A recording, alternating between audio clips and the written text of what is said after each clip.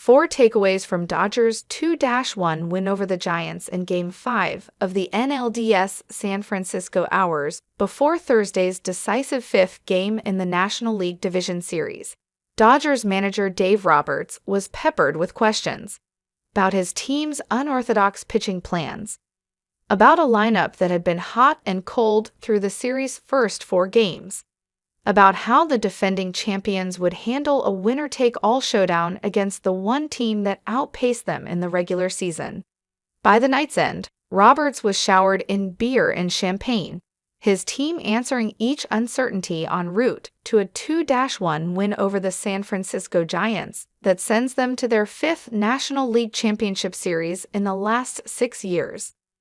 I think what great ball clubs have the ability to do is understand the gravity of a moment, a series in this case, and give everything they have to that moment or series, which we did, Roberts said post-game. We poured everything we could into this series, and it took everything we had to beat these guys. But we have a day to reset, and now our focus turns to the Braves. Before the Dodgers open their best-of-7 set in Atlanta this weekend, here are 4 takeaways on their Game 5 triumph over the Giants. Prior to first pitch, Roberts acknowledged that the Dodgers' late Game 5 pitching changes, opting for an opener in Corey Knebel and moving originally scheduled starter Julio Urias into a bulk roll out of the bullpen, opened the team up to criticism if it didn't work out.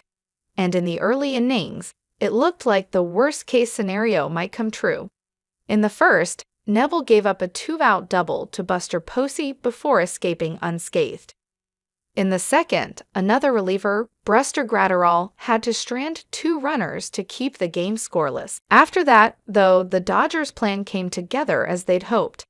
They not only got 4 innings of 1-run ball out of Urias, but they also watched the Giants burn 2 valuable left-handed hitters early in the game after Tommy La Stella and Mike Yastrzemski, who likely would have come off the bench had Urias started the game as normal, were replaced the second time through the order.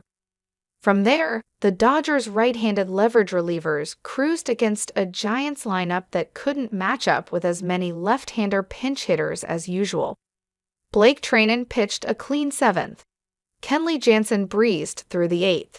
And in the 9th, Max Scherzer finished off the game. Maybe it all wouldn't have mattered anyway. Maybe, if they'd been left in their normal roles, Urias and the relievers would have been just as effective.